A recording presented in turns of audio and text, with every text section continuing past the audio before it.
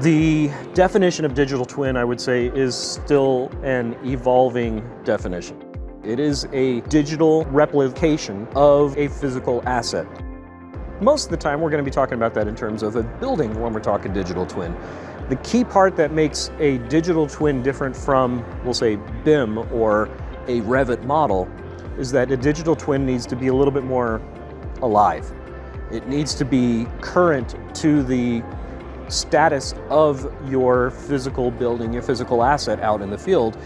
Whereas BIM is a snapshot in time, digital twin needs to take that information. It can be 2D information, it can be 3D information, graphic, non-graphic data, all these things building into it, but it needs to reflect the current state of your building. Here's the big question. Getting to the current state of the building in your digital twin requires a few different things. It does require good drawings, good modeling information, so you've got a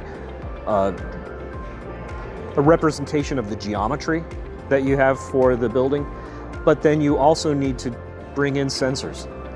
That brings back the IoT, Internet of Things type of idea, where we're going through and we've got sensors of the building that are detecting occupancy, detecting temperature, detecting whatever it is that matters to you in that particular facility, and have a way to take data from that sensor and transmit it into a place, a location, a data lake, whatever the term is that you need to have it be, that can feed the digital twin.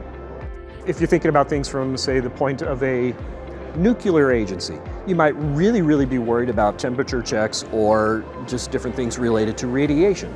Most people don't have to worry about radiation, but if you're going into then maybe, say, the idea of a hospital, you might really care about things like a location center on medical carts, so that you know where in this massive facility is that cart that has that piece of equipment that you really care about for things that are mobile.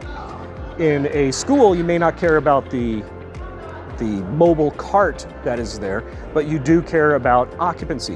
Where are all of these kids that we're supposed to be tracking and managing and loving on in our school? So it very much is going to be dependent on the individual use case scenarios, and people are going to come up with amazing creative uses for a digital twin that we're not even thinking about now, just because that's who we are as a creative society. The benefit of digital twin just comes back to knowing what's the reality of my facility. The classic thing when we're talking about the cost of a building, you get some 10% plus or minus that goes into the initial design and construction of the building, and then your other 90%, 80%, whatever number you want to choose, the vast majority of your investment is managing that building over the rest of its life. So anything we can do from a digital twin standpoint that will help us with managing proactively and reactively that facility, that's where digital twin comes into play, whether we're talking about a building for its various heating and cooling or fluid transfer, hot, cold water, or medical gases, whatever, making sure that those are running smoothly, efficiently, and if something's got a little bit of a hiccup, knowing when that hiccup starts early on instead of reacting after something's fully broken.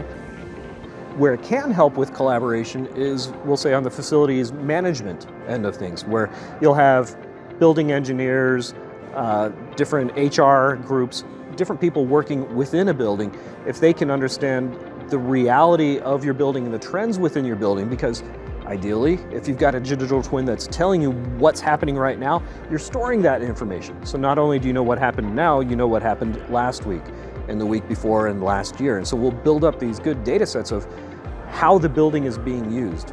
And you can use that as aiding collaborative efforts of the people that use the building to be more efficient in how they're using the building. Are we using all of the right spaces at the right times, or are there better ways that we can make use of this facility based off of us knowing certain rooms get overused, certain rooms get underused?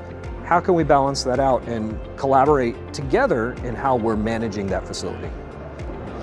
When we're talking about digital twins with sustainability, the biggest piece in that, in my view of things, is how we can take building performance and the reality of building performance into engineering and design decisions as we're saying, does the roof need to be re-insulated because we found that certain areas are a little bit more leaky?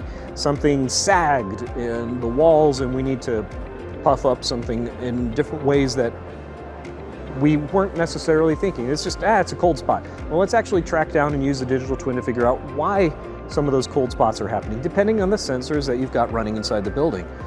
Do we have the proper shading on our windows to know that we're protecting the building from extreme swings in heat and cold as they're coming along? Let's take that information and use it to make sure that we're putting energy and resources to the places that matter, cut off the parts of the building that don't matter because of not being utilized, and use that to reduce our energy consumption and build things forward.